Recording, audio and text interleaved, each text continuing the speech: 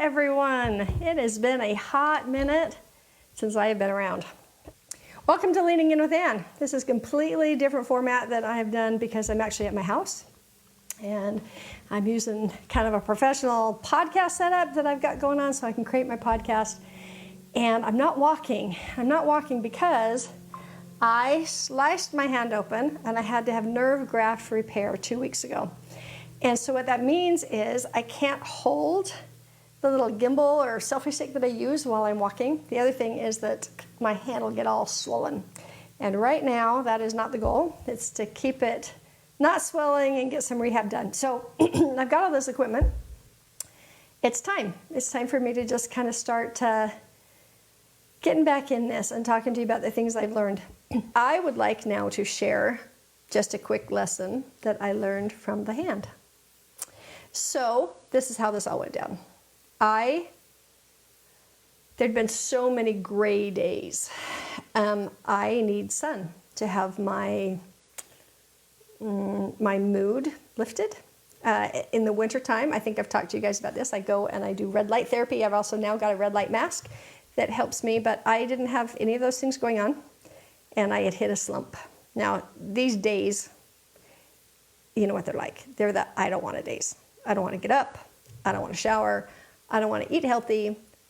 I don't want to do anything. I end up kind of wandering around the house aimlessly. It was one of those days. I was super tired, couldn't get my head about me, went and laid down, got back up. A package had arrived. It was a great big package for my anniversary. And my husband saw that it had come and said, hey, let's open it. So he was not home. He was on FaceTime.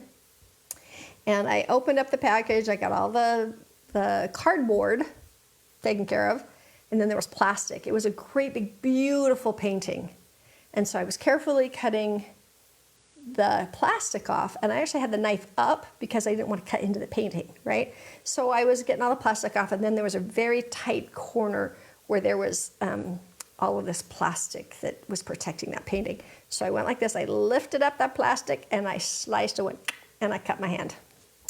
Immediately, I ran to the sink, rinsing it off. I knew it was bad the moment that it happened. My daughter, blessing, who is not usually over in the middle of the week, happened to come over. And she says, Mom, here. And she gave me a towel. And she says, go sit down. And it was good because I was starting to get a little bit in shock. I started to get really dizzy. And my hands started to get really clammy. And I was starting to get confused. And so I went and sat down and was just compressing this hand. Now, when you're in a depressive type state, one of the things that happened, and it happened most of the day, was you're not enough, none of this matters, who do you think you are? Like any kind of feeling of accomplishment or motivation was just negated by the bully all day long. So now we have this situation. I'm kind of clammy. My daughter, so awesome. She says, hey, Mom, can you tell me when, like, the first time you ever performed in dance? I'm like, girl, your skills for distraction are awesome and on point. She saw that I was in shock, so she knew that she's supposed to show up in a way that gets me distracted. So I started to try to think, but I wasn't thinking very good. My son had gotten out the first aid kit. He had gauze. He had tape. He was ready to dress the wound. I was sitting like this, and I had my hand over my head and was just trying to stay out of dizziness and try to think. In the middle of that thinking, the realization of what had occurred came. And what had occurred was 3 separate times. I had the thought, if you will, you should probably just go upstairs and get the scissors. You know, it'd be a little safer if you went to get the scissors. Go get the scissors. And I was in that apathetic, I'm too tired. It's not going to be a big deal. I'm fine. I'm a grown-up. 3 times I had not heeded a prompting. 3 times. And the result was I slashed my thumb open. So while I'm sitting there, I'm compressing. And now the guilt of this, knowing that I've just ruined the whole moment of the picture because it was beautiful. Tom's on FaceTime. Now he can't get to me. I'm bleeding. And there's kind of chaos all around me. And how could I have done this? And all of that was swirling around in my head. And I'm sitting like this. And then I hear, not an audible voice, but a very profound thought. I said, you are loved. Look around. Look around. And I kind of opened my eyes and I looked towards the kitchen and I looked at Jaden and I saw my sweet daughter cleaning up blood and distracting me with all sorts of concern. And I witnessed Jaden just ready to dress that wound and do whatever I needed. He was getting me water, just all of this attention. I could feel Tom's concern.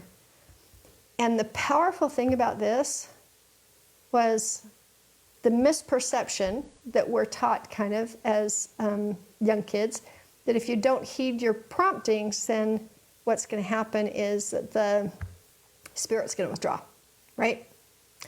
And the Spirit didn't withdraw. In fact, it was quite the opposite. It said what I needed to hear all day long, what I needed to feel all day long. You are loved.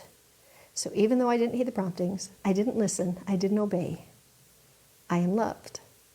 So I want to leave that with you, is that it doesn't matter what you are or are not doing, obeying or not obeying. The reality was the Spirit was trying to protect me, and I chose not to be protected. This cut was not because I was disobeying God.